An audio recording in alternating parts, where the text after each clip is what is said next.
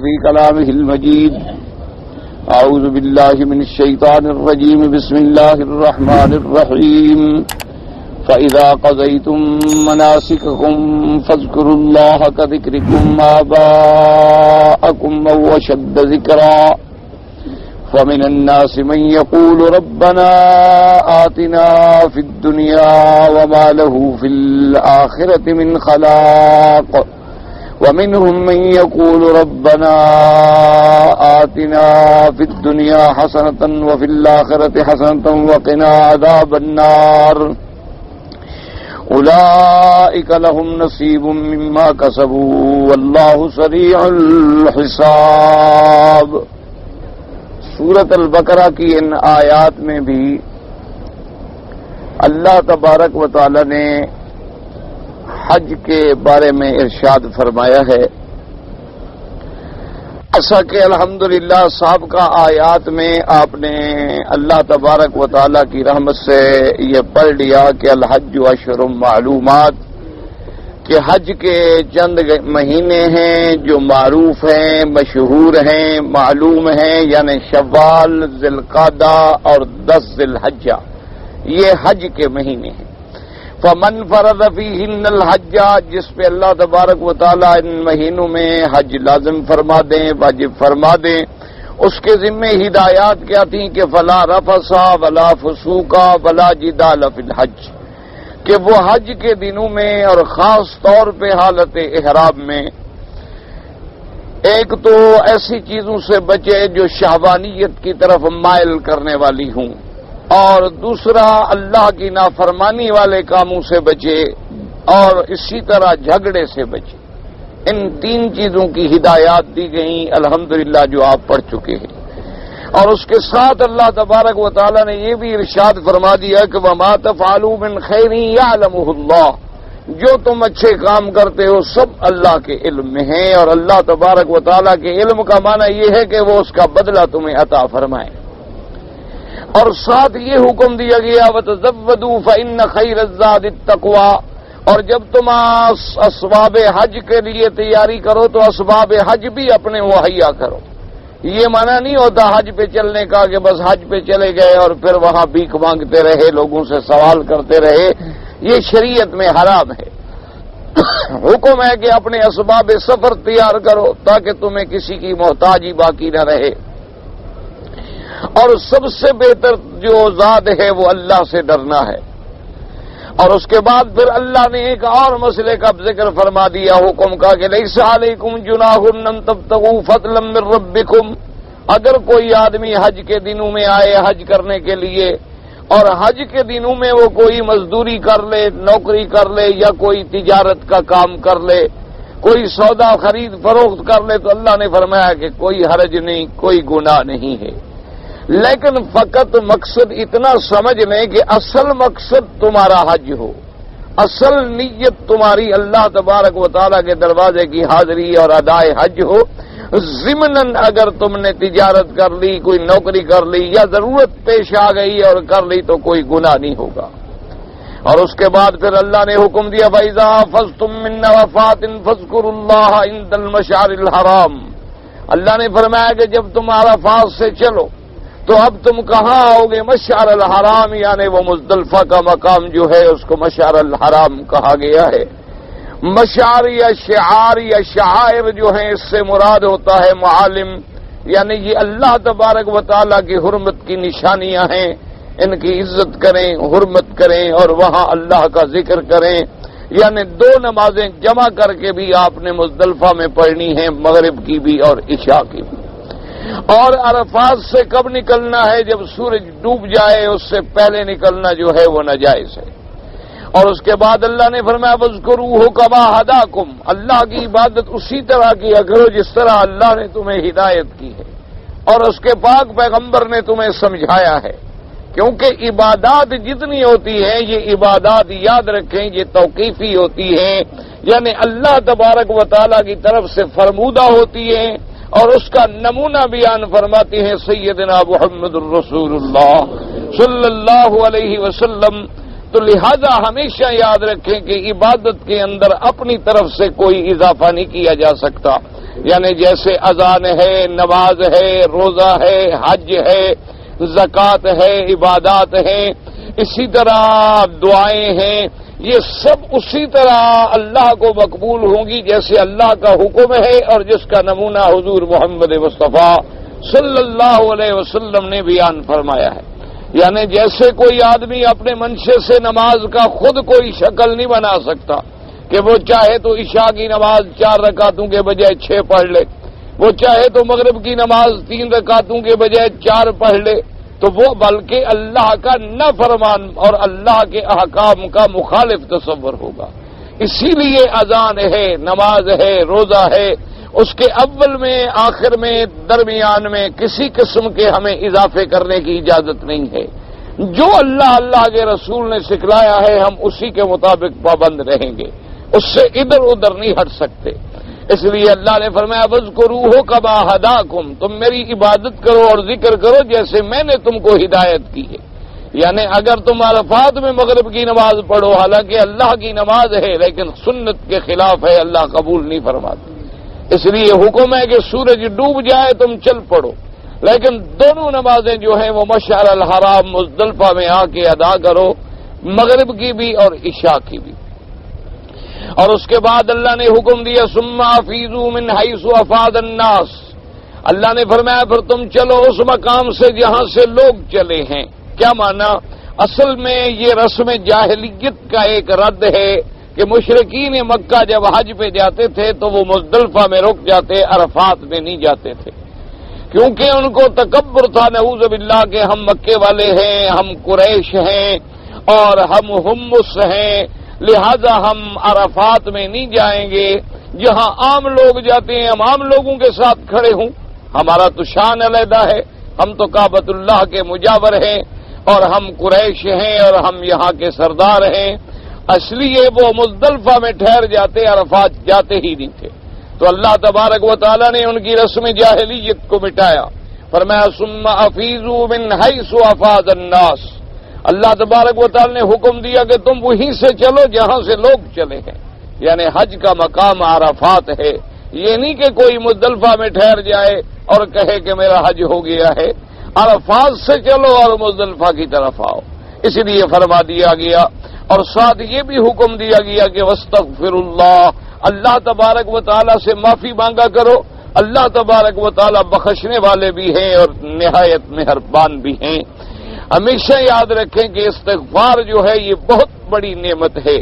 اللہ تبارک و تعالیٰ کے پاک پیغمبر خاتم الانبیاء حبیب کبریا سیدنا محمد الرسول اللہ صلی اللہ علیہ وسلم آپ معصوم ہیں، یعنی گناہوں سے پاک ہیں، لیکن حضور فرماتی ہیں کہ میں 100 مرتبہ استغفار کرتا ہوں۔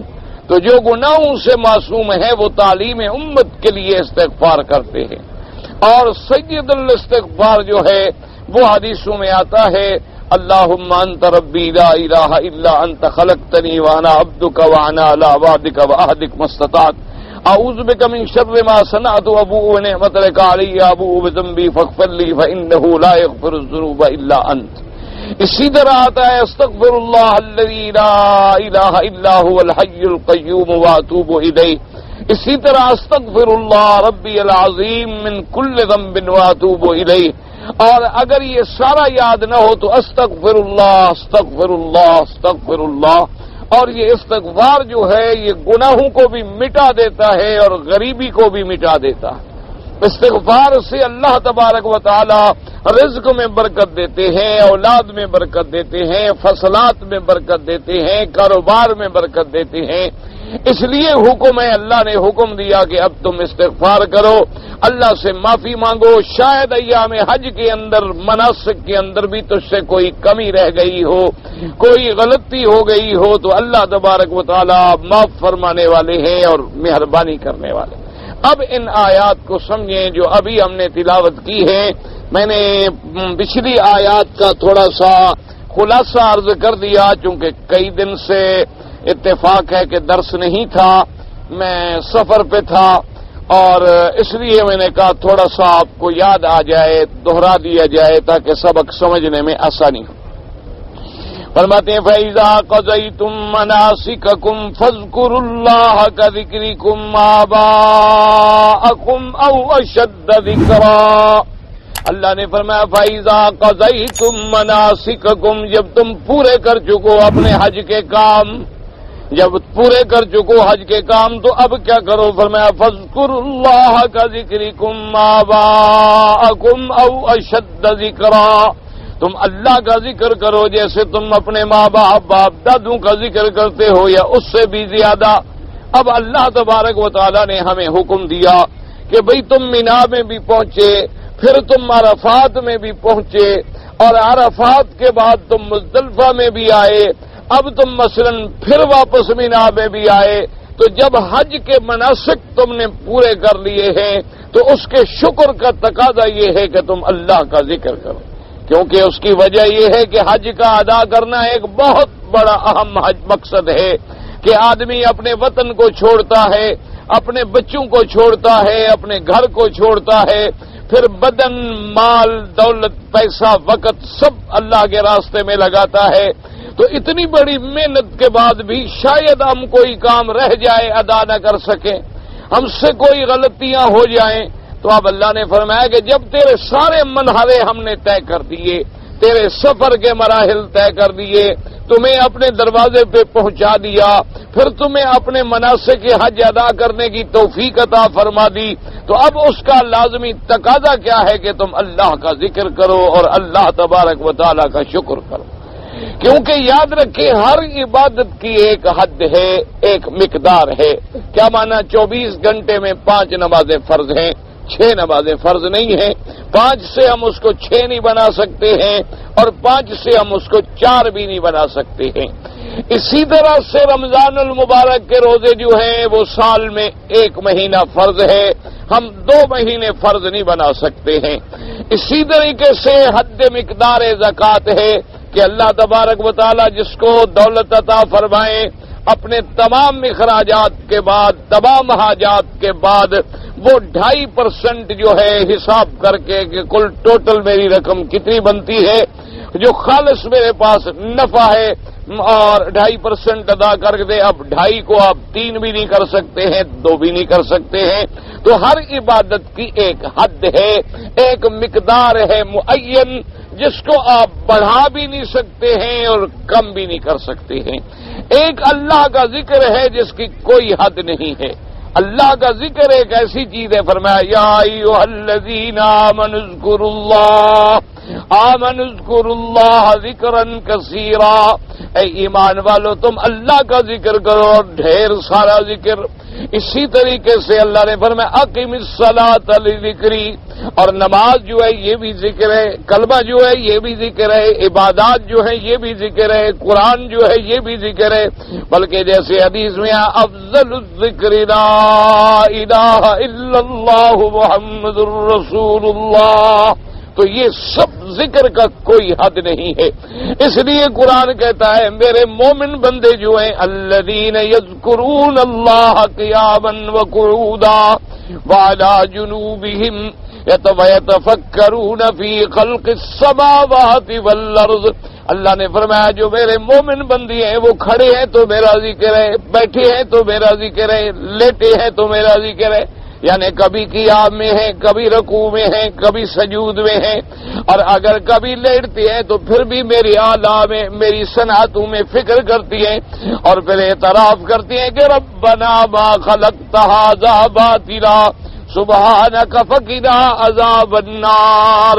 اسی لیے حدیث مبارک میں آیا، حضور پاک صلی اللہ علیہ وسلم فرماتی ہے کہ اتنا ذکر کرو اللہ کا کہ ہر وقت تیری زبان جو ہے وہ اللہ کے ذکر سے تر رہنی چاہیے۔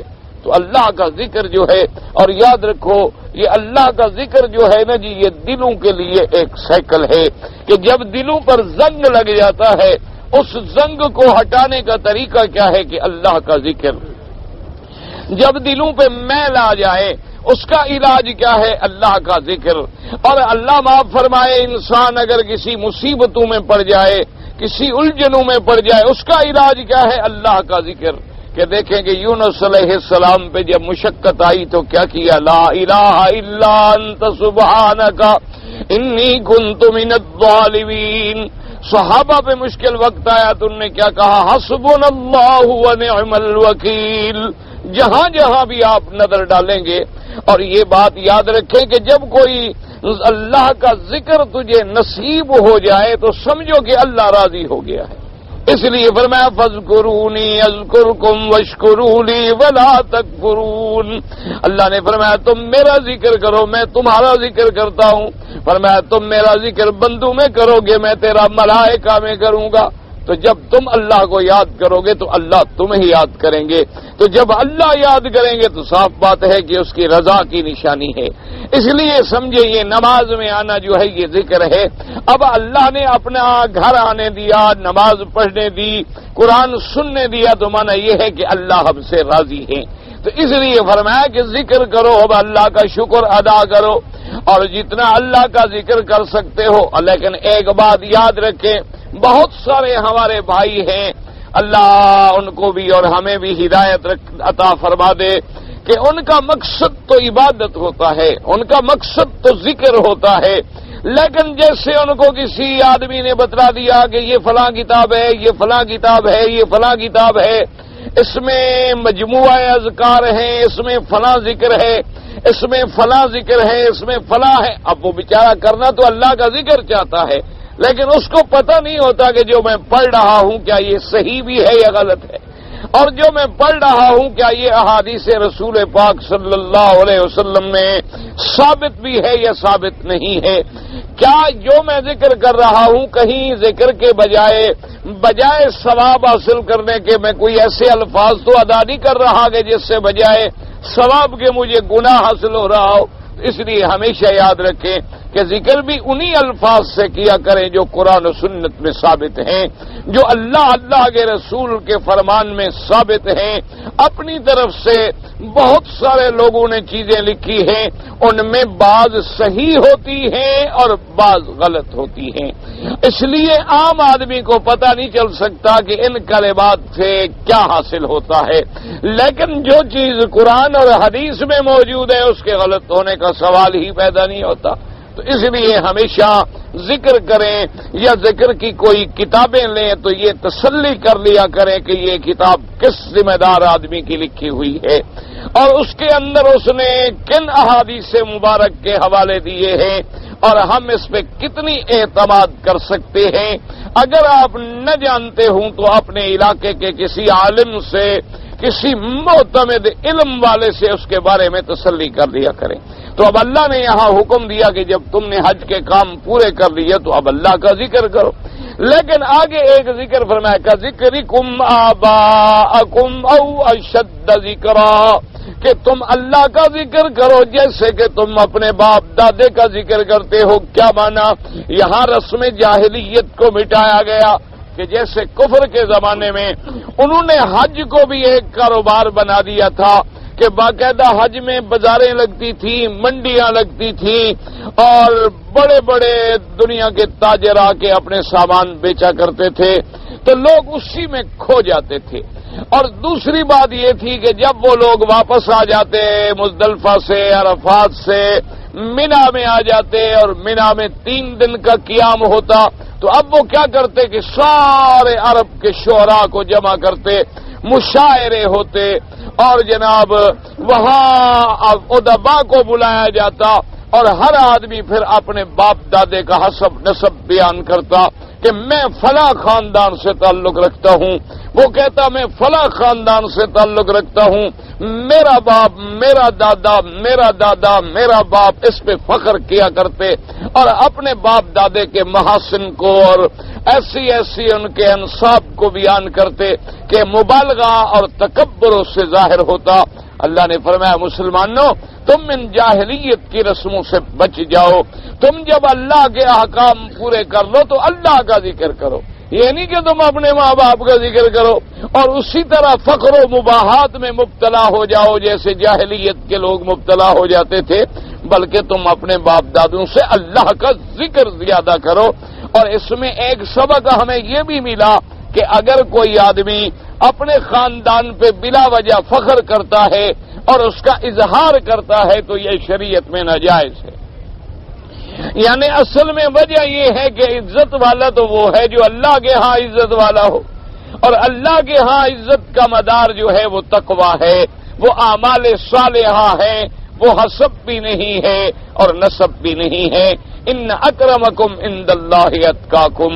اب ایک دیکھیں کہ اگر آپ ایک تلاوڑے میں سیدنا بلال رضی اللہ تعالی عنہ کو رکھیں اور دوسرے ترازو کے پلڑے میں ابو جہل، عتبہ، عتیبہ، شیبہ، ربیعہ، مغیرہ، مکے کے بڑے بڑے قریش کے سردار اور صنادید مکہ اور میرے مدنی پاک کے بھی رشتہ دار ہیں، ان کو رکھیں تو وہ جہنم میں جائیں گے اور بلال جنت میں ہوگا۔ تو وجہ کیا ہے؟ حالانکہ بلال حبش سے آئے تھے اور حبش کے رہنے والے تھے اور پھر غلام تھے، انہیں خریدا گیا، سیدنا ابی بکر صدیق رضی اللہ تعالیٰ عنہ نے خرید کر کے آزاد کیا۔ تو اللہ نے فرمایا کہ تم اصل بات جو ہے اللہ کا ذکر کرو، اے نہیں کہ صرف اپنے باپ دادے کے ذکر میں پڑ جاؤ، کا ذکرکم آباءکم او اشد ذکرا۔ لیکن بعض علماء نے اس کا ایک اور توجیہ بھی بیان فرمائی ہے، انہوں نے کہا یاد رکھو کہ جب بچہ پیدا ہوتا ہے، جب ماں کے پیٹ سے بچہ آ جاتا ہے تو اب جناب جب ایستا ایستا ایستا بڑا ہوتا ہے تو سب سے پہلے وہ کیا کرے گا؟ وہ کہے گا بابا بابا بابا، یعنی عربی میں جسے کہیں گے اب یا اب یا اب۔ تو وہ وجہ کیا ہے؟ وہ سمجھتا ہے کہ اب میرے تمام ضروریات کا جو متکفل ہے مجازی طور پر یہ میرا باپ ہے، اس لیے سب سے پہلے وہ ابو امی بابا بابا ہی یاد کرتا ہے۔ اس کی وجہ کیا ہے؟ وہ سمجھتا ہے کہ اب کیا مجھے میری ساری ضرورتیں کون پوری کرے گا؟ مجھے دودھ چاہیے تو یہی پلائیں گے، بستر چاہیے تو یہی بچھائیں گے، کپڑے چاہیے تو یہی پہنائیں گے۔ تو اللہ نے فرمایا کہ جب تم چھوٹے ہوتے ہو تو تمہاری نظر جو ہے وہ اپنے اب پہ پڑتی ہے، اب میں تمہیں سبق دیتا ہوں کہ تمہاری ہر حاجت کا متکفل چونکہ رب ہے تو تم بجائے یا اب کہنے کے یا رب پڑھو تاکہ تمہارا اصل منزل پہ پہنچ جاؤ۔ اس لیے فرمایا فَإِذَا قَضَيْتُم مَّنَاسِكَكُمْ فَاذْكُرُوا اللَّهَ كَذِكْرِكُمْ آبَاءَكُمْ أَوْ أَشَدَّ ذِكْرًا۔ یہ نہیں کہ والدین کا ذکر منع ہے، والدین کا ذکر کرنا بھی نعمت ہے، والدین کے لیے دعا کرنا، والدین کے لیے اچھے اچھے صدقات کا انتظام کرنا یہ بہت بڑی نعمت ہے۔ اور اولاد اچھی بھی وہ ہوتی ہے جو والدین کے بعد والدین کی یاد کو زندہ رکھے، ان کے لیے دعائیں کرے، ان کے لیے مغفرت کے اسباب پیدا کرے، صدقات جاریہ بنوا دے، مساجد ہیں، مدارس ہیں، پانی کے انتظامات ہیں، خیرات ہیں، صدقات ہیں۔ اسی لیے کہا گیا ولد صالح یدعو لہ، کہ سب سے بڑی نعمت انسان کی تو اس کی اولاد ہے صالح، جو اپنے والدین کی وفات کے بعد ان کے لیے دعائیں کرتی ہے، ان کے لیے اللہ تبارک و تعالی سے مغفرت مانگتی ہے۔ رب ارحمہما کما ربیانی صغیرا ربنا اغفر لی ولوالدی وللمؤمنین یوم یقوم الحساب۔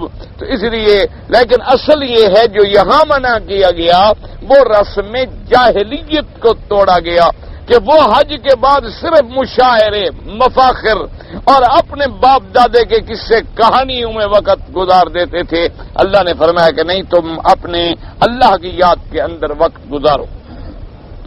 اب آگے فرماتے فَمِنَ النَّاسِ مَن يَقُولُ رَبَّنَا آتِنَا فِي الدُّنْيَا وَمَا لَهُ فِي الْآخِرَةِ مِنْ خَلَاقٍ۔ اللہ تبارک و تعالی نے فرمایا کہ اب دیکھو بعض بندے میرے ایسے ہیں جو دنیا تو مانگتی ہے کہ ربنا آتنا فی الدنیا، ہمیں دنیا میں پیسہ، دولت، صحت، طاقت، مال، اولاد، سب دنیا کی چیزیں مانگتے ہیں، لیکن وما لہ فی الآخرۃ من خلاق، اور نہیں ہے ان کے لیے آخرت میں کوئی حصہ بھی۔ اب آخرت کا انہیں دھیان ہی کوئی نہیں، فکر ہی کوئی نہیں، بس صرف غرض ہے تو دنیا دنیا دنیا، بس ہر وقت اسی میں لگے ہوئے ہیں کہ آتنا فی الدنیا آتنا فی الدنیا۔ اور اس میں غور کریں کہ فی الدنیا کے ساتھ لفظ حسنہ بھی نہیں ہے، یعنی دنیا مانگتے ہیں بس دنیا جیسے ملے، حرام سے ملے، چوری سے ملے، ڈاکے سے ملے، بس پیسہ ملے ہمیں، کیونکہ ان کی نظر جو ہے وہ آخرت پہ نہیں ہوتی ہے، اس لیے ان کا آخرت میں کوئی ذرے کے برابر بھی حصہ نہیں ہوتا ہے۔ تو اس لیے علماء نے فرمایا کہ یاد رکھو کافر ایک تو وہ کافر ہیں جن کا عقیدہ ہی آخرت پہ نہیں ہے، یعنی ان کا تو عقیدہ یہ ہے کہ جب ہم زندہ ہیں مر جائیں گے ختم، مرنے کے بعد اگلا کوئی جہان نہیں ہے۔ ان کا عقیدہ یہ ہے کہ ان ہی الا حیاتنا الدنیا نموت ونحیا وما نحن بمبعوثین۔ وہ کہتے ہیں یہ دنیا کیا، یہی ہمارا جینا مرنا، کوئی مر گیا کوئی پیدا ہو گیا، مرنے کے بعد ہم دوبارہ قبروں سے نہیں اٹھائے جائیں گے۔ وہ کہتے ہیں کوئی عالم آخرت نہیں ہے۔ چلو وہ تو کافر ہیں، ان کا تو آخرت پہ عقیدہ ہی نہیں ہے۔ لیکن علماء نے لکھا ہے کہ بعض لوگ ایسے ہیں کہ اللہ پر بھی ایمان رکھتے ہیں، آخرت پر بھی یقین ہے، لیکن وہ بھی بس مقصد کیا ہے، صرف دنیا۔ حج کر رہے ہیں کہ یا اللہ بس رزق عطا فرما اور پیسے عطا فرما اور مال عطا فرما اور مال عطا فرما اور تجارت میں برکت عطا فرما اور دکان میں برکت عطا فرما، میرے بچے کو رزق عطا فرما، نوکری عطا فرما، بس اور کوئی غم ہی نہیں۔ ہم ہے تو صرف دنیا دنیا دنیا دنیا اور کوئی مقصد نہیں ہے۔ تو یہ لوگ جو ہیں یہ بھی اللہ تبارک و تعالیٰ کے ہاں ناپسندیدہ ہیں۔ اسی لیے علماء نے لکھا ہے کہ مثلا ایک آدمی صرف اس لیے سورۃ الواقعہ پڑھ رہا ہے کہ مجھے پیسے ملیں، اس لیے قرآن مبارک کی کوئی آیت یا کوئی وظیفہ کسی بزرگ سے پوچھتا ہے کہ جی مجھے وظیفہ بتلا دیں، اور پڑھنے کا مقصد کیا ہے، صرف دنیا، کہ مجھے دولت ملے پیسہ ملے، دولت ملے پیسہ ملے۔ یا کسی کو پیر اسی لیے بناتا ہے کہ اس سے کوئی دعا کراؤں گا مجھے پیسے مل جائیں گے، یا اس سے کوئی وظیفہ لے لوں گا تو بس میرا کاروبار چل پڑے گا۔ تو علماء نے لکھا کہ یہ چیزیں بھی اللہ تبارک و تعالیٰ کو پسند نہیں ہیں۔ آدمی کو یہ چاہیے کہ وہ دنیا ہے تو اس میں بھی حسنہ کی تلاش کرے، اور آخرت ہے اس کے لیے بھی حسنہ کی تلاش کرے۔ جیسے اب دیکھیں اللہ نے فرمایا کہ انسانوں میں دو گروہ ہو گئے، وَمِنَ النَّاسِ مَن يَقُولُ رَبَّنَا آتِنَا فِي الدُّنْيَا وَمَا لَهُ فِي الْآخِرَةِ مِنْ خَلَاقٍ وَمِنْهُمْ مَن يَقُولُ رَبَّنَا آتِنَا فِي الدُّنْيَا حَسَنَةً وَفِي الْآخِرَةِ حَسَنَةً وَقِنَا عَذَابَ النَّارِ۔ اللہ نے فرمایا اور بعض لوگ میرے ایسے بھی ہیں جو یہ کہتے ہیں کہ اے رب ہمیں دنیا میں بھی بھلائی عطا فرما اور آخرت میں بھی بھلائی عطا فرما اور ہمیں عذاب جہنم سے بچا لے۔ تو اللہ نے فرمایا جو میرے بندے ہیں، جو ایمان والے بندے ہیں، جو عباد صالحین ہیں، وہ تو ہر وقت جب مانگتے ہیں تو وہ مانگتے ہیں کہ دنیا میں بھی بھلائی عطا فرما۔ اب دنیا میں بھلائی کا کیا معنی ہے؟ عقیدہ صحیح عطا فرما، صراط مستقیم پہ چلنا نصیب فرما، بدن میں صحت و قوت و طاقت عطا فرما، اولاد صالح عطا فرما، فرما بردار عطا فرما۔ یہ رزق، مال، دولت، یہ سب دنیا میں آ گیا، دنیا کی خوبیاں ہیں۔ آتنا فی الدنیا حسنہ میں آ گئی، وفی الآخرۃ حسنۃ، اور آخرت میں بھی ہمیں بھلائیاں اور خوبی عطا فرما، یعنی جنت اور جنت کی نعمتیں عطا فرما۔ تو ان کی دعا جو ہے بڑی جامع ہے، یعنی وہ دنیا میں بھی مانگ رہے ہیں اور آخرت کے لیے بھی مانگ رہے ہیں۔ اس لیے اور پھر دنیا میں بھی صرف دنیا نہیں مانگی، آتنا فی الدنیا حسنۃ، دنیا میں بھی بھلائی مانگی اور آخرت میں بھی بھلائی مانگی۔ اللہ نے فرمایا کہ یہ میرے بندے ہیں۔ اس لیے علماء نے لکھا ہے کہ یہ دعا جو ہے بڑی جامع دعا ہے کہ جس میں دنیا آخرت کی سب بھلائیاں آ جاتی ہیں۔ اسی لیے میرے آقا نے، حبیب کبریا نے، سرکار مدینہ صلی اللہ علیہ وسلم نے اپنا طواف کے دوران میں رکن یمانی سے لے کر حجر اسود تک، یعنی ما بین الرکنین، ان دو کونوں کے درمیان میں جب بھی دعا کی تو یہی دعا کی کہ ربنا آتنا فی الدنیا حسنۃ وفی الآخرۃ حسنۃ وقنا عذاب النار۔ اور ایک روایت میں یہ بھی آتا ہے کہ جب آپ طواف کریں اور آپ رکن یمانی پہ پہنچ جائیں اور اللہ موقع دے دے تو دایاں ہاتھ لگائیں، کیونکہ رکن یمانی پہ بوسہ دینا جو ہے وہ حدیث میں ثابت نہیں ہے۔ بعض روایات میں آتا ہے لیکن وہ روایات درجہ حیثیت کو نہیں پہنچی ہیں۔ بعض علماء کے اقوال بھی نقل کیے گئے ہیں، لیکن صحیح روایات یہی ہے کہ رکن یمانی پر آپ اپنے داہنے ہاتھ سے مس کریں، اور اس وقت جو دعا ہے وہ یہی ہے، بسم اللہ اللہ اکبر وللہ الحمد اور اللہم انی اسألک العفو والعافیۃ، اور اس کے بعد کیا پڑھیں؟ ربنا آتنا فی الدنیا حسنۃ وفی الآخرۃ حسنۃ فقنا عذاب النار۔ یہ دعا جو ہے بڑی جامع دعا ہے دنیا اور آخرت کی بھلائیوں کے لیے، یہ دعا جو ہے بڑی تریاق اعظم ہے۔ اور ایک بات یاد رکھیں کہ علماء نے یہ بھی لکھا ہے کہ احادیث مبارک کی روشنی میں یہ ثابت ہے کہ آدمی جب دعا کرے تو 3 دفعہ کہے، یعنی جو بھی دعا کرے تو کم از کم ایک دعا کو 3 دفعہ دہرائے۔ اور یہ بھی احادیث مبارک میں ہے کہ علم تبکو فتباکو، کہ اگر تمہیں رونا نہیں آ رہا ہے تو عاجزانہ اور رونے والی شکل پیدا کرو، کیونکہ جب تک عاجزی اور انکسار پیدا نہیں ہوتا ہے اور اس کے بعد اللہ تبارک و تعالیٰ کی رحمت جو ہے وہ نصیب نہیں ہوتی ہے۔ اس لیے حضرت جامی رحمت اللہ علیہ کے ایک مرید تھے ترک کے علاقے کے، وہ بھی بڑے اللہ والے تھے، وہ حج پہ آئے تو حج پڑھنے سے پہلے ان کے لیے ایک خاص کیفیت ان کو، یعنی اللہ کی طرف سے وہ جب عبادت کرتے، جب اللہ کی نماز ادا کرتے، نوافل پڑھتے، تہجد پڑھتے، تو ایک خاص روشنی انہیں محسوس ہوتی تھی کہ میرے گناہ تو معاف ہو گئے، اب تو میں حاجی بن گیا ہوں، اب تو میں نے مکہ شریف دیکھ لیا، عرفات دیکھ لیا، بنا دیکھ لیا، اللہ نے مجھے اپنے گھر میں بلا لیا۔ جی میں اچھا نہ ہوتا تو خدا مجھے گھر میں بلاتا، اللہ مجھے حج کرنے کے لیے کیوں بلاتا؟ میں بہرحال بڑا اچھا آدمی تھا کہ اللہ نے بلا لیا۔ اللہ تبارک و تعالی نے مجھے حج کی فضیلت نصیب کر دی، تو فرمایا اس تکبر کی وجہ سے وہ تیری جو کیفیت تھی عبادت کی اللہ نے چھین لی ہے، تو لہذا تم استغفار کرو۔ اسی لیے حکم ہے کہ یہ نہیں کہ آدمی کو عمرہ نصیب ہو جائے یا طواف نصیب ہو جائے یا آدمی کو عبادت نصیب ہو جائے، حج نصیب ہو جائے تو اب جناب وہ کہتا پھرے کہ جناب ماشاءاللہ ہم نے تو 20 عمرے کیے ہیں، ہم نے 10 طواف کیے ہیں، اور ماشاءاللہ میں جناب 1970 سے ہر سال حج کر رہا ہوں۔ تو یہ تکبر ہے، یہ ریا ہے، جس سے عمل برباد ہو جاتا ہے اور دھیلے کا ثواب بھی نہیں ملتا، بلکہ آدمی کو اور تواضع بڑھ جائے اور تواضع انکسار بڑھ جائے کہ مولا اب پہلے اگر میں گناہ کرتا تھا تو میں ایک تیرا عام بندہ تھا، اب تو نے مجھے اپنا کعبہ دکھا دیا، حج کرا دیا، میں حاجی بن گیا، اب اگر میں گناہ کروں گا تو مولا تیرے نام پہ بڑا داغ لگے گا، مجھے توفیق دے کہ میں نیکی کے کام کروں، ایسا نہ ہو کہ میں تجھے بدنام کرنے والا بن جاؤں، کہ تیرے مکے میں آ کر بھی میں ٹھیک نہ ہوا، کعبے میں بھی آ کر میں ٹھیک نہ ہوا، مدینہ منورہ میں بھی آ کر میں ٹھیک نہ ہوا، تو اس کا مطلب یہ ہے کہ میں تو تیرے گھر کے لیے داغ بن گیا۔ کہ بھئی عجیب بات ہے، شاید مکے مدینے میں کچھ نہیں رہا، اگر وہاں کوئی ہوتا تو ان کی تبدیلی کیوں نہ ہوتی، یہ کیوں نہ ٹھیک ہوتے؟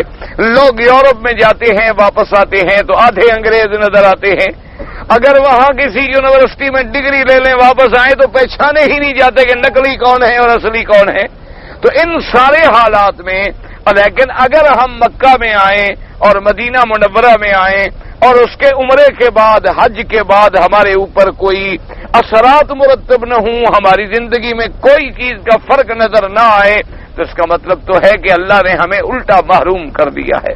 تو اس لیے حکم ہے کہ ہمیشہ جب دعا کریں تو آپ تواضع سے کریں، عاجزی سے کریں، اللہ کے آگے گڑ گڑائیں، اور حضور نے فرمایا تمہیں رونا نہیں آتا، رونا تو اللہ کے ہاتھ میں ہے، تمہیں نصیب کر دے، لیکن تم رونے والوں کی شکل تو بنا سکتے ہو، عاجزی تو کر سکتے ہو اللہ سے مانگنے میں۔ ایسے فرمایا وَمِنْهُمْ مَنْ يَقُولُ رَبَّنَا آتِنَا فِي الدُّنْيَا حَسَنَةً وَفِي الْآخِرَةِ حَسَنَةً وَقِنَا عَذَابَ النَّارِ۔ اور اصل کامیابی کیا ہے کہ اللہ جہنم سے نجات عطا فرما دے۔ دعا کرو اللہ ہر مسلمان کو جہنم سے بچائے، عذاب جہنم سے بچائے، عذاب قبر سے بچائے، فتنہ قبر سے بچائے، کیونکہ جو جہنم سے بچ گیا اور جنت میں داخل ہو گیا وہ سب سے بڑا کامیاب ہے۔ سب سے بڑی کامیابی یہ ہے کہ آدمی جہنم کی آگ سے بچ جائے۔ اب اس کے بعد اللہ تبارک و تعالی نے اگلی آیات میں ارشاد فرمایا، فرمایا اولئک لہم نصیب مما کسبوا واللہ سریع الحساب۔ فرمایا وہ لوگ جو دنیا اور آخرت کی بھلائیاں مانگتے ہیں کماتے ہیں یہی لوگ ہیں جن کے لیے بہت بڑا حصہ ہے اولئک لہم نصیب مما کسبوا اور اس کے بعد فرمایا یاد رکھو واللہ سریع الحساب اور اللہ سب سے جلد حساب لینے والے ہیں کیونکہ ان کے آگے کوئی چیز چھپی ہوئی نہیں حساب تو اس کے لیے مشکل ہوتا ہے کوئی چیز یاد رہ گئی کوئی بھول گئی کوئی لکھی گئی کوئی نہ لکھی گئی کسی میزان میں بھول گیا کسی ضرب تقسیم میں بھول گیا وہ ذات مبارک تو ایسی ہے جو بھولنے سے پاک ہے لا یذل ربی ولا ینسا جو بہکنے سے بھی پاک جو بھولنے سے بھی پاک اور اس کا علم محیط ہے ذرے ذرے کو کہ کوئی چیز اس علم کے باہر نہیں جا سکتی لا یعزب عنہ مثقال ذرۃ اللہ نے فرمایا مثقال ذرہ بھی آسمانوں اور زمینوں میں مجھ سے چھپا ہوا نہیں ہے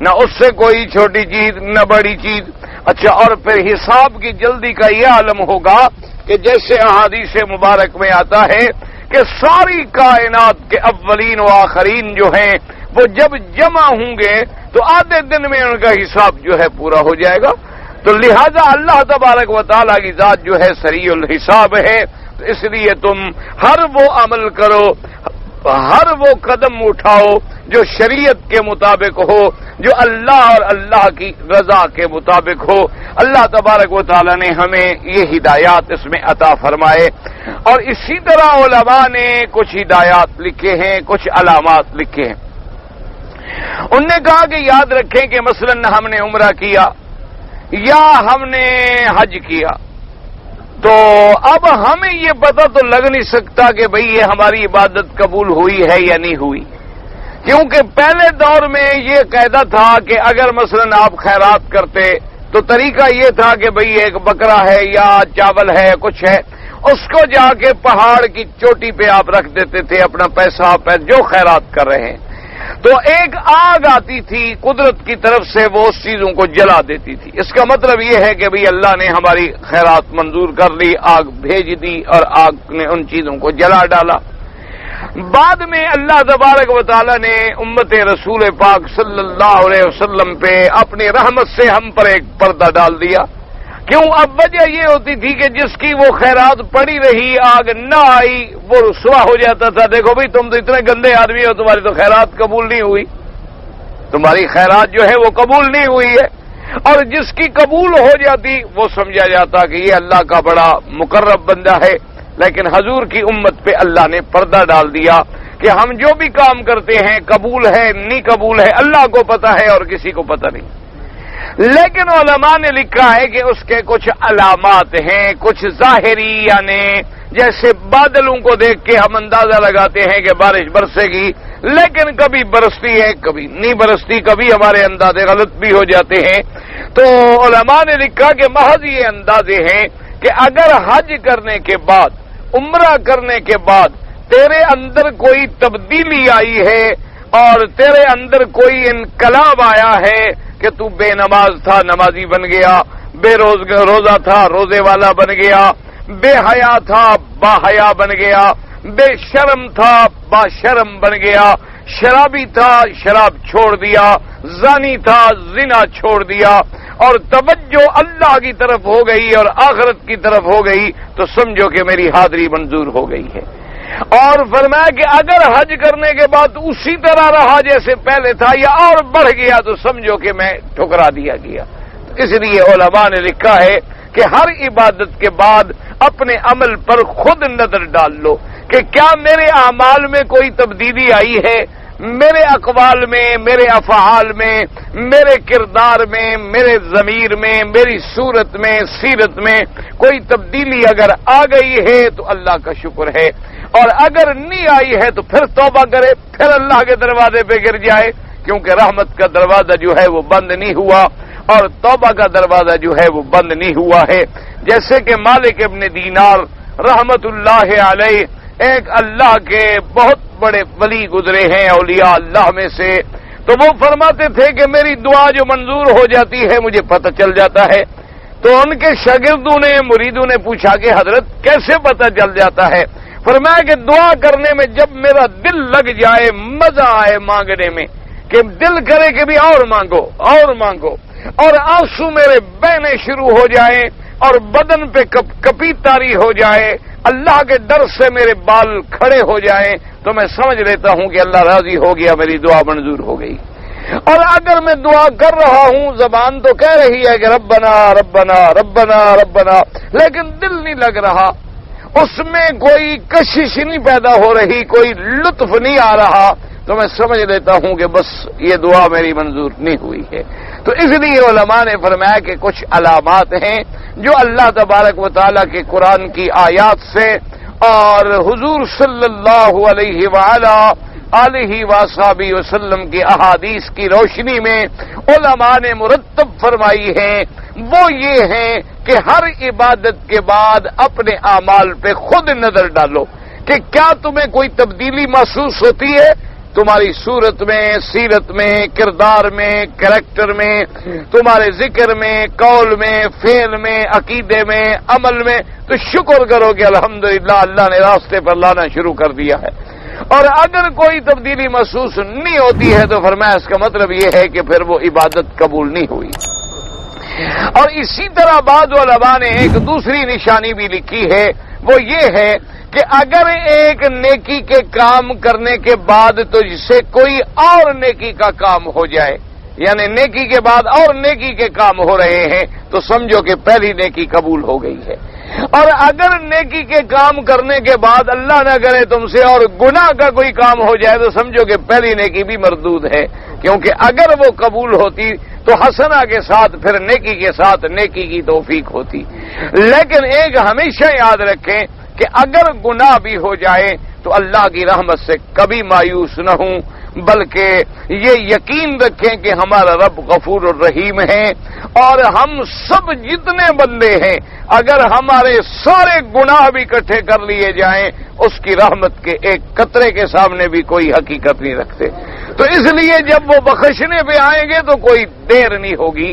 اپنے آپ کو اللہ کی رحمت سے مایوس نہ سمجھا کریں، یہ رحمت سے مایوس ہو جانا جو ہے یہ بھی کفر کی علامت ہے۔ لا ییأس من روح اللہ الا القوم الکافرون، اللہ نے فرمایا میری رحمتوں سے وہی نا امید ہوتے ہیں جو کافر ہیں، ورنہ جو مومن ہیں لاکھ گناہگار ہو لیکن اس کی رحمت پہ یقین ہوتا ہے کہ میں اللہ کے دروازے پہ گر جاؤں گا بس میرا مالک مجھے معاف کر دیں گے۔ اس لیے ہمیشہ اپنے آپ کو اللہ تبارک و تعالیٰ کی رحمت کا امیدوار سمجھیں اور اس کے خوف عذاب سے ڈرتے رہیں۔ کہتا ہے جی آپ ہمیں اخلاق سے جواب نہیں دیتے، پتہ نہیں کیا مراد ہے، دعا کریں اللہ مجھے توفیق دے کہ میں آپ کو اخلاق سے جواب دوں۔ کہتا ہے جی کہ کسی کے آگے جھکنا جو ہے یہ ناجائز ہے۔ بالکل میں نے کہا تھا کہ کسی کے آگے جھکنا، یا جیسے ہمارے ہاں رواج ہے کہ لوگ والدین کے پاؤں پہ کھڑے کھڑے جھکتے ہیں، یا اپنے مرشد یا اپنے استاذ کے پاؤں پہ جھکتے ہیں، یا ایک طریقہ ہمارے ہاں یہ ہے کہ جب کوئی آئے تو سب ہم کھڑے ہو جاتے ہیں ہاتھ باندھ کے، یہ تمام چیزیں میرے آقا نے منع فرمائی ہیں۔ حضور صلی اللہ علیہ وسلم نے فرمایا لا تقوموا کما تقوم الاعاجم، یہ عجم کے لوگوں کی عادت ہے کہ سردار کھڑا ہے تو وہ بیٹھ جائیں گے، سردار بیٹھا ہے تو وہ ہاتھ باندھ کے کھڑے رہیں گے۔ آپ نے فرمایا مجھے جب دیکھو تو مت کھڑے ہوا کرو، حضور نے منع فرما دیا۔ صحابہ کہتے ہیں جب حضور آ رہے ہوتے ہمارا دل کرتا کہ ہم حضور کے استقبال کے لیے کھڑے ہو جائیں، لیکن پھر ڈرتے کہ کہیں حضور ناراض نہ ہو جائیں، تو اس لیے یہ ایک عام قاعدہ ہے۔ لیکن اسی طرح اب حدیث میں یہ آیا حضور بی بی فاطمہ کے لیے کھڑے ہو جاتے تھے، بی بی فاطمہ الزہرا حضور کے لیے کھڑی ہو گئی، تو اب اس کو علماء نے کہا یہ خاص خاص مواقع ہیں، عام حکم وہی ہے کہ نہیں کھڑا ہونا چاہیے۔ اسی طرح بعض روایات میں ہے کہ صحابی نے حضور کے پاؤں کو بھی بوسہ دیا، لیکن وہاں جھک کے بوسہ دینا ثابت نہیں ہے، یعنی حضور بھی بیٹھے تھے وہ بیٹھے تھے برابر میں تو بوسہ دے دیا، یا حضور اونچی جگہ پہ بیٹھے ہیں وہ نیچا بیٹھا ہے برابر تھے۔ سجدہ اور رکوع کی حالت میں جھکنا یہ شریعت میں منع ہے، اور شریعت نے اس کو پسند نہیں کیا۔ بعض علماء نے فرمایا کہ یوں دیکھو کہ اگر مثلا ایک آدمی ہے، اس کے لیے آپ کھڑے ہوتے ہیں تو وہ بڑا خوش ہوتا ہے، اکڑتا ہے دل میں کہ دیکھو جی سارے لوگ مجھے سردار سمجھتے ہیں، میں بڑا آدمی ہوں، ایسے آدمی کے آگے کھڑا ہونا ناجائز ہے۔ اگر تمہارے کھڑے ہونے سے اس کے دل میں کوئی تکبر پیدا نہیں ہوتا، وہ تو اللہ والا آدمی ہے، کھڑے ہو گئے نہ ہو گئے تو نہ ہو گئے، تو علماء نے کہا کہ وہاں اجازت ہے، لیکن اصل وہی ہے جیسے کہ حضور نے فرمایا کہ مجھے بھی دیکھو تو کھڑے نہ ہوں۔ حضور پاک سے بڑی شان کس کی ہو سکتی ہے؟ اس لیے آپ مسئلے کو سمجھا کریں۔ احادیث مبارک میں کبھی کبھی دو احکام آتے ہیں لیکن دونوں کو جمع کیا جاتا ہے۔ کہتے ہیں جی جنت والوں کا لباس سفید ہے اور اللہ کو بھی سفید پسند ہے، لیکن اللہ کے گھر کا غلاف جو ہے وہ کالا ہے۔ اب پھر میں جواب دوں گا، آپ کہیں گے اخلاق سے جواب نہیں دیتے۔ اب ہم کیا کریں؟ آخر آپ مجھے بتائیں، یہ مسئلہ ہے جو آپ نے پوچھا ہے۔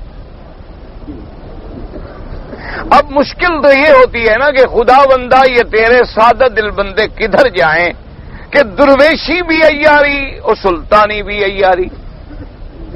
اگر آدمی محبت سے جواب دے اس کا اثر نہیں ہوتا، سخت لفظوں میں جواب دے تو ہمارا اخلاق خراب ہو گیا، پوچھنے والے کا اخلاق ٹھیک ہو گیا۔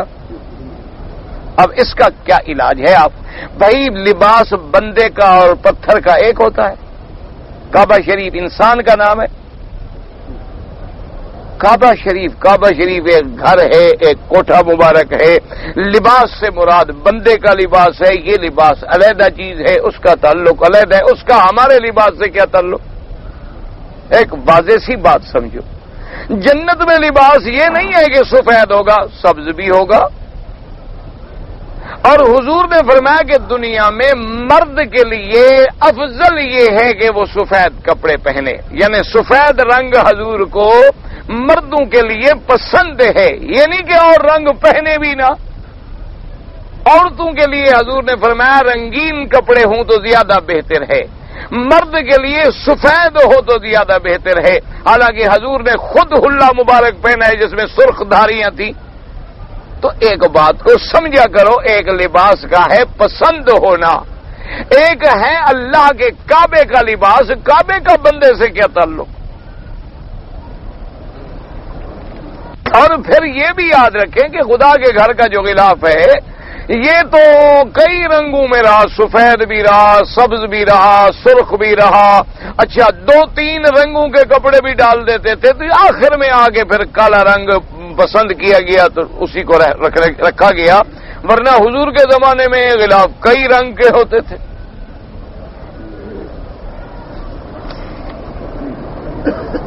نماز کی حالت میں نظر جو ہے ہم سجدے کی جگہ پہ رکھیں، امام ابو حنیفہ رحمۃ اللہ علیہ کے نزدیک سجدے کی جگہ پہ نظر رکھیں، اور امام شافعی رحمۃ اللہ علیہ فرماتے ہیں کہ اگر کعبہ سامنے ہے تو کعبے پہ نظر رکھے، اور اگر باہر ہے تو پھر سجدے کی جگہ پہ نظر رکھے۔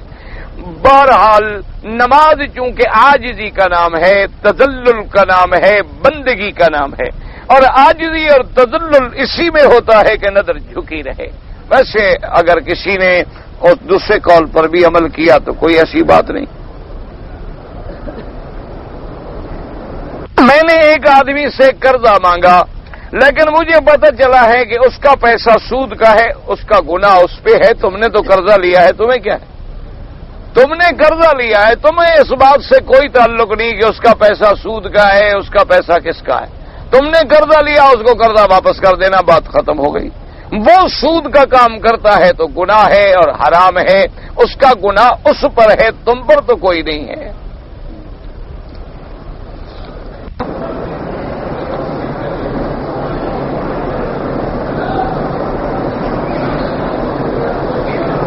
کہتے جی کہ بنگلہ دیش میں بعض اوقات سیلاب آتے ہیں، اور آپ جانتے ہیں کہ سیلاب بہت شدید آتے ہیں، بالکل ہم نے بنگلہ دیش کو جانتی ہے الحمدللہ۔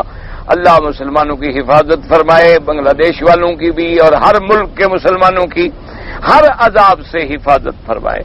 تو کہتا ہے کہ جب لوگ بیچارے سیلاب میں ڈوب جاتے ہیں تو ہندو عورتیں بھی ہوتی ہیں، مرد بھی ہوتے ہیں. اب عورتیں جو ہیں ہندو اور عورتیں مسلمان، ان کا مرنے کے بعد جو ہے شناخت نہیں ہو پاتی کہ بھئی یہ ہندو عورت ہے یا مسلمان عورت ہے، اب ہم کیا کریں، جنازہ پڑھیں یا کیا کریں. اصولی بات یہ ہے کہ بھئی بعض علامات ہوتی ہیں جن سے عورت پہچانی جا سکتی ہے، زیور سے، لباس سے، کپڑے سے، ان کے داغ واغ جو عورتیں لگاتی ہیں ہندو کی، اور ہاتھوں پر بھی ان کے کچھ بت وت بنے ہوتے ہیں. بہرحال اگر نہ پتہ چلے تم جنازہ پڑھ لو، اللہ تو جانتے ہیں نا. تم اپنی طرف سے کوشش کرو تلاش کرنے کی، فرق کرنے کی، لیکن اگر فرق معلوم نہیں ہو سکا تو ہمیں کیا پتا ہے. ہم تو اپنے عقل سے جتنا سوچ سکتے ہیں سوچیں گے، باقی معاملات اللہ کے ہاتھ میں ہیں. اگر وہ کافرہ ہے تو جہنم میں جائے گی، ہمارا جنازہ اس کو فائدہ ہی نہیں دیتا. اس لیے کہ جنازے میں خود یہ دعا آ گئی، اللہم من احییتہ منا فاحیہ علی الاسلام ومن توفیتہ منا فتوفاہ علی الایمان. اور دوسری پہلا لفظ کہ اللہم اغفر لحینا، ہمارے زندوں کو یعنی مسلمانوں کو، ومیتنا وشاہدنا وغائبنا. اب اگر آگے کوئی ہندو عورت تھی تو اس کا معاملہ اللہ کے سپرد ہے. اگر کہتا ہے جی درس قرآن ہو رہا ہو اور طواف افضل ہے یا درس افضل ہے، دیکھیں بھائی نفلی عبادت میں مکے میں طواف افضل ہے، لیکن علماء نے لکھا کہ طواف نفلی عبادت ہے اور قرآن سیکھنا فرض ہے. طلب العلم فریضۃ علی کل مسلم و مسلمہ. حضور نے فرمایا کہ ہر مسلمان مرد پہ، ہر مسلمان عورت پہ علم سیکھنا جو ہے وہ فرض ہے. تو درس قرآن میں آپ علم سیکھیں گے، اور طواف تو ایک نفلی عبادت ہے. نفلی عبادت سے لازمی بات ہے کہ علم حاصل کرنا زیادہ افضل ہے. علم ہوگا تو طواف کرو گے، جب علم ہی نہیں ہوگا تو طواف کرنے کا طریقہ بھی نہیں جانو گے. اگر نمازیں کی صفیں مکمل ہو گئیں اور آدمی ایک پیچھے رہ گیا تو اب کیا کرے؟ اگر امید ہے کہ کوئی آ جائے گا تو ٹھیک ہے، ورنہ اگلی صف سے ایک آدمی پیچھے آ جائے تاکہ اکیلے نہ کھڑا ہو. وہ حضور نے منع فرمایا کوئی آدمی اکیلے کھڑا ہو. حضور تو ملانا چاہتے ہیں، آپ اگر جدا کرنا چاہتے ہیں تو یہ آپ کی مرضی ہے. اسی لیے ہمیں 5 وقت نماز کا حکم دیا گیا کہ ہم ملیں. اسی لیے ہمیں جمعہ کا حکم دیا گیا کہ اب محلے والے ملیں. اسی لیے ہمیں عیدین دی گئی کہ اب پورے ملک والے مل جائیں. تو اسلام ہمیں ملاتا ہے کہ نماز میں بھی ملو اور صفوں میں بھی ملو، قدم کے قدم ملاؤ، کندھے سے کندھا ملاؤ، درمیان میں کوئی جگہ نہ چھوڑو اور پیچھے اکیلے نہ کھڑے ہوں.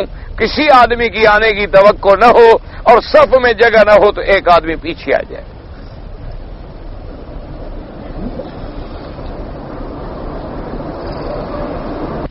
ہمارے لیے عورتیں، پتہ نہیں، مجھے نہیں پتا مریر کیا ہوتی، پتہ سمجھ ہی نہیں آتا ہے. کہتا ہے جی کہ مولوی صاحب نے کہا کہ ائمہ اربعہ کی تقلید جو ہے وہ شرک ہے. اللہ ہدایت دے مولوی صاحب کو بھی اور ہمیں بھی.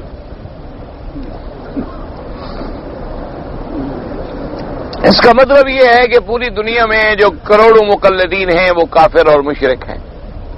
تو باقی پتہ نہیں مسلمان کتنی بنے، کوئی عدد تو نکالیں، کوئی نسبت تو ہونا کہ بھی 1,00,000 میں 1 بنتا ہے. باقی یاد رکھیں تقلید وہ شرک ہے جیسے کافروں سے کہا گیا کہ اسلام لاؤ، توحید کا اقرار کرو، میرے مدنی پاک کا کلمہ پڑھو. انہوں نے کہا کہ نہیں. کیوں بھائی؟ انہوں نے کہا انا وجدنا آباءنا علی امۃ، ہم اپنے ماں باپ دادے کی تقلید کرتے ہیں. ہمارا باپ دادا چونکہ بتوں کو پوجتا تھا، ہم بھی اس کی پوجا کرتے ہیں. باپ دادے کے رستے پہ، ہم نبی کے رستے پہ نہیں آتے. یہ شرک. سمجھ آ گئی بات کو سمجھا کر. ایک اتباع ہے ان لوگوں کی جو ایمان والے ہیں، جیسے یوسف علیہ السلام، اتبعت آبائی ملت آبائی ابراہیم و اسحاق. انہوں نے کہا میں اپنے باپ دادے کے رستے پہ ہوں. کیوں؟ باپ دادا جی ابراہیم نبی ہے، اسحاق نبی ہے. تو معلوم یہ ہوا کہ باپ دادا اگر مشرک کافر ہے، ان کی تقلید کرنا تو شرک ہے. لیکن اگر باپ دادا انبیاء ہیں، عباد صالحین ہیں، تو ان کے تو طریقے پہ چلنے کا اللہ نے ہمیں حکم دیا ہے. دوسری بات یاد رکھیں کہ تقلید کا معنی کیا ہوتا ہے کہ ایک آدمی جاہل ہے، اس کو مسئلے کا پتہ نہیں. وہ ایک عالم کے پاس آتا ہے کہ جناب میں نے طواف کرنا ہے، فرمائیں کتنے چکر ہیں اور کہاں سے شروع کرنا ہے؟ وہ کہے گا جناب حجر اسود سے شروع کرو، حجر اسود پہ ختم کرو، 7 چکر کرو۔ یہ مسئلہ بتا دیا، اچھا جی السلام علیکم، جا کے طواف شروع کر دیا۔ یہ تقلید ہے۔ اس کا اللہ نے قرآن میں خود حکم دیا ہے کہ فاسألوا اہل الذکر ان کنتم لا تعلمون، اگر تمہیں علم نہ ہو تو اس سے پوچھو جو علم والا ہے۔ سمجھ آ گئی؟ اسی طرح سورۃ فاتحہ میں اہدنا الصراط المستقیم صراط الذین انعمت علیہم، اللہ ہمیں ان لوگوں کے رستے پہ چلا جن پہ تو نے انعام کیا ہے، اور جن پہ تو نے انعام کیا ہے وہ کون ہے؟ انعم اللہ علیہم من النبیین والصدیقین والشہداء والصالحین، یہ لوگ ہیں جن کے طریقے پہ چلنے کے لیے ہم رات دن دعائیں مانگتے ہیں۔ سمجھ آ گئی ہے بات؟ تقلید شرک وہ ہوتی ہے، قرآن کو چھوڑ دے، حضور کے فرمان کو چھوڑ دے، جی میرا ابا یہ کہتا ہے، یہ شرک ہے۔ لیکن اگر اس کا ابا بھی محمد مدنی کا رستہ بتلاتا ہے، اگر اس کا ابا بھی قرآن و حدیث کا رستہ بتلاتا ہے، تو اس کے رستے پہ چلنے کا تو ہمیں حکم ہے۔ اسی لیے تو ہمیں حکم ہے کہ جماعت کو لازم پکڑو، جماعت سے کٹ جاؤ گے تو مر جاؤ گے۔ اسی لیے ہمیں 5 وقت کی نماز جو پڑھائی گئی، ایک امام کے پیچھے کوئی سبق دیا گیا نا کہ کسی ایک کے پیچھے رہو، جب اللہ اکبر تو اللہ اکبر، رکوع تو رکوع، سجود تو سجود، اتحیات تو اتحیات، سلام تو سلام۔ یہ 5 دفعہ جو دن میں ہمیں تعلیم دی جا رہی ہے، اس کی کیا وجہ ہے؟ آخر کوئی وجہ تو ہے کہ کسی ایک کے حکم پہ تو ہمیں چلنا ہو۔ باقی ائمہ اربعہ کو اللہ نے اتنا بڑا مقام دیا کہ کوئی بڑے سے بڑا عالم بھی الا ماشاء اللہ جو خود مجتہد کے درجے پہ پہنچا، ورنہ سب نے ائمہ اربعہ کی تقلید کی ہے، ائمہ اربعہ سے مسائل لیے ہیں، ان کی فقہی جزئیات کو قابل عمل سمجھا ہے، اور ہمیں بھی یقین ہے کہ ان کا زمانہ حضور کے زمانے کے قریب تھا، ہم سے زیادہ وہ متقی تھے، ہم سے زیادہ وہ قرآن و حدیث کے سمجھنے والے تھے، لہذا جو بات انہوں نے سمجھی ہے الحمدللہ ہماری فہم سے ان کی فہم زیادہ بہتر ہے، اور انہوں نے بھی ہمیں حکم یہی دیا ہے کہ قرآن و حدیث کی اتباع کرو، صرف قرآن و حدیث کو سمجھایا انہوں نے ہے۔ جیسے اب آپ کو حکم ہے کہ نماز اللہ کی پڑھو، لیکن کوئی اس دروازے سے آ گیا، کوئی اس دروازے سے آ گیا، کوئی اس دروازے سے آ گیا، مقصد سب کا اللہ کا کعبہ ہے تو کوئی فرق نہیں پڑتا ہے۔ اس لیے بہرحال اللہ پاک ایسے مولویوں کو جو تمام ائمہ اربعہ کی توہین کریں، بھئی جب ان کی تقلید کرنا شرک ہو گیا تو وہ خود کتنے بڑے نعوذ باللہ، پھر وہ کیا بنے؟ جو ان کے پیچھے چلے وہ مشرک بن گیا تو وہ خود کیا بنیں گے؟ اللہ پاک بہرحال ہدایت دے۔ بہشتی زیور کو کوئی کہتا ہے بےعزتی زیور یا فلانا، یہ بہرحال دیکھو جی اصولی بات ہے، کسی کے بگاڑنے سے کچھ نہیں بگڑتا۔ آج اگر ہم امام ابو حنیفہ رحمۃ اللہ علیہ کو گالی دیں گے تو یہ ہماری اپنی بدقسمتی ہے، اگر آج ہم صحابہ کی توہین کریں گے تو یہ ہماری اپنی بدقسمتی ہے۔ آسمان کا تھوکا بندے کے اپنے منہ میں آ جاتا ہے، ان کا کچھ بھی نہیں بگڑتا ہے، ان کو تو اللہ نے اتنا عزت دینی تھی، مقام دینا تھا، وہ دے دیا، ہم نہ گھٹا سکتے ہیں نہ چھین سکتے ہیں۔ اچھا کوئی کتاب اللہ کے ہاں مقبول ہے الحمدللہ، اللہ کے ہاں مردود ہے اللہ کو پتا ہے، ہم تو یہ دیکھیں گے کہ حق کی بات ہے تو پڑھیں گے، باطل ہے تو چھوڑ دیں گے۔ کسی کتاب کے نام بگاڑنے سے کوئی کتاب تو نہیں بگڑ جائے گی۔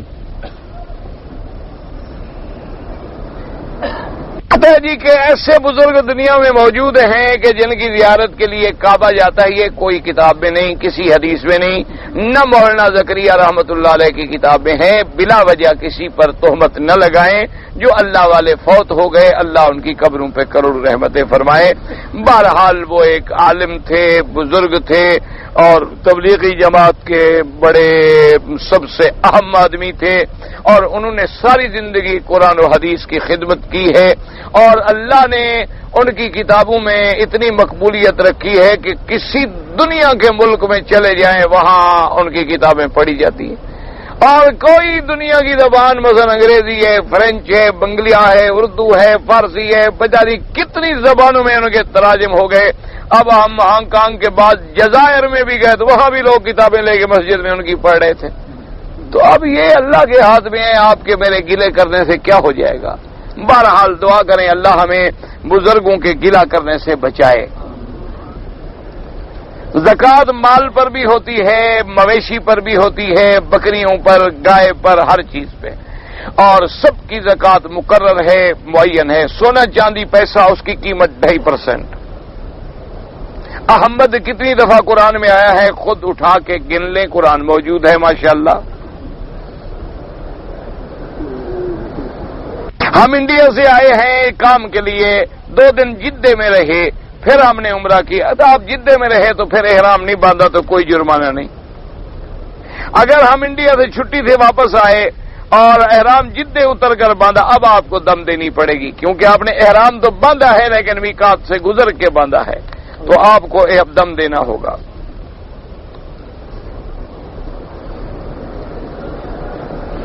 اگر کسی کا بیٹا یہاں موجود ہے، اس کے والدین غریب ہیں، کیا اپنے والدین کا حج عمرہ کر سکتا ہے؟ بالکل کر سکتا ہے۔ نماز کی رکعتیں جو ہیں وہ کہاں درج ہیں؟ تو اسی لیے تو ہم کہتے ہیں کہ فقہ پڑھو، اسی لیے تو ہم کہتے ہیں کہ بھئی فقہ پڑھو گے تو تبھی وہ رکعتیں ملیں گی، ورنہ تو صرف اقیم الصلاۃ ملے گا۔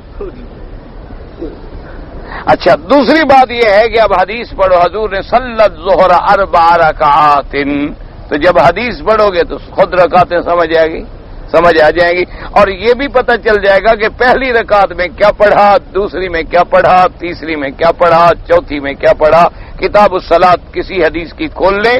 اسی لیے ہم کہتے ہیں اللہ کے بندے، وہ مثال مشہور ہے نا کہ ایک دفعہ مولانا ثناء اللہ صاحب گزرے، حدیث علماء میں بڑے بزرگ تھے، اللہ ان کی قبر پہ رحمتیں فرمائے، بہت بڑے عالم تھے اور بڑا ان نے زندگی بھر توحید اور حدیث کی خدمت کی۔ تو علامہ اقبال سے بڑی دوستی تھی، ان کی گپ شپ تھی، دوستی تھی، اب تو کٹھے بیٹھتے تھے۔ اچھا، اب تھا مسئلہ ادھر جناب مولانا ثناء اللہ صاحب حدیثوں کے اتنا بڑا عالم، اور یہ پکا حنفی، بلکہ اور کچھ ڈھیلا حنفی، یعنی پیروں کو ماننے والا آدمی۔ بعد میں تو خیر بہت موحد ہو گیا تھا علامہ اقبال، لیکن دوستی تھی، گپ شپ کٹھے کرتے تھے، بیٹھتے تھے۔ تو شام کو آئے مولوی صاحب، بیٹھے ہوئے تھے علامہ اقبال، اللہ دونوں کی قبر پہ رحمت فرمائے، ان کے ڈیرے میں بیٹھے تھے تو چائے پی رہے تھے۔ ایک ان کا ملنے والا شاگرد آ گیا، تقلید کا مسئلہ چھڑ گیا۔ تو مولوی ثناء اللہ صاحب رحمت اللہ علیہ نے تقلید پہ بڑی زوردار تقریر کی کہ بھی تقلید ناجائز ہے، جو ان کا عقیدہ تھا۔ ان کا مقصد اصل میں یہ تھا کہ بھئی وہ طالب تو گیا سمجھے گا، ان کا مقصد یہ تھا کہ اقبال ذرا سیدھا ہو جائے۔